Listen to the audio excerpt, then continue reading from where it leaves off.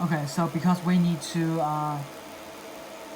find the correct focus distance first, so we need to find the the strongest flyer. So basically, this is the strongest fire. You can see fires, you can see flares around this area. So now it is the correct focus distance, but because we want to mark dark, we need to lower or lift up the laser marking head for 4 millimeters. So now I'm going to lower the marking head. You can see here. Okay. Basically, this works now. And now I'm gonna delete this one and select this 3.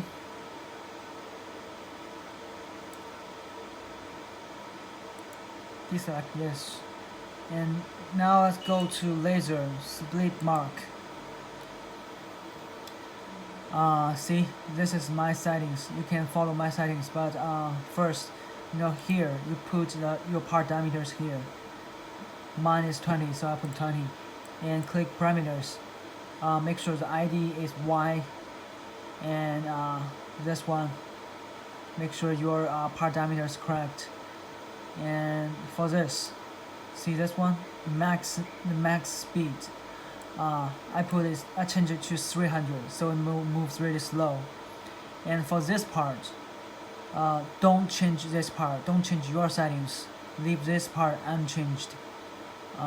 Only change this one. And click OK. And now click red.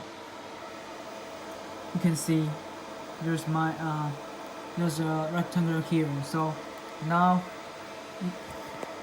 before you mark, you need to correctly position it. So for example, your part is really small. So I'm gonna click exit to quit the red light pointing.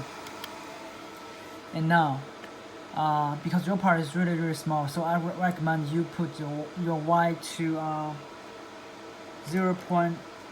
You can try this.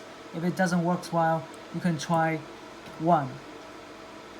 But my part is really big, so I'm gonna use 2. Okay. I'm gonna click red again.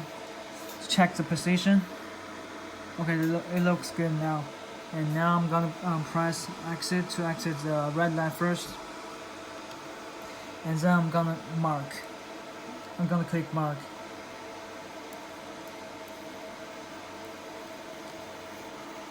See, now you can see it's now turning dark because the focus distance. So I'm gonna adjust the focus distance again.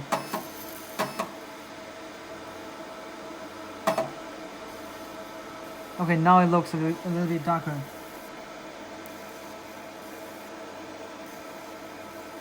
See, it will look like this, but in the same time, you see there are a lot of lines, gaps here. So that's what I'm talking about, those gaps. But since your part is really small, so I assume those gaps can be ignored.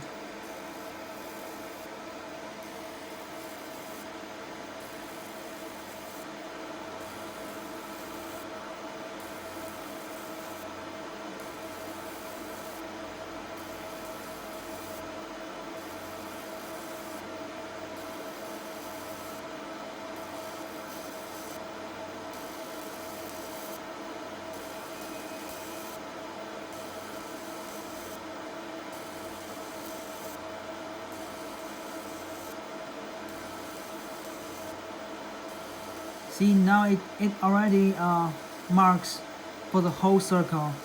I'm just because I select this one. See, I select continuously because I want to mark it darker. So that's why I will keep let the rotary working. So the color will be darker and darker.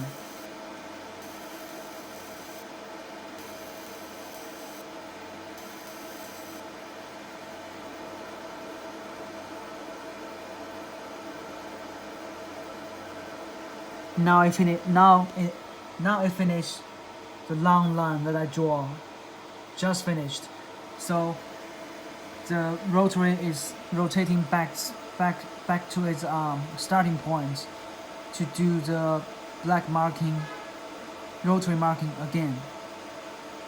And because I set the maximum speed to 300, so it moves very slow. But in the meantime, it means the marking will be relatively accurate.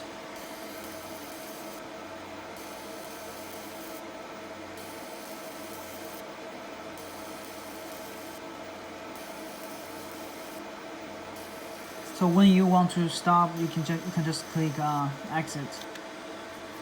Okay, so that's the basic round and for image marking. You can also press control and up and down button to rotate the rotary to see your marking result. If your part is stainless steel, so it can mark really dark. But for this material, I don't think it's stainless steel, so that's why the color doesn't look darker.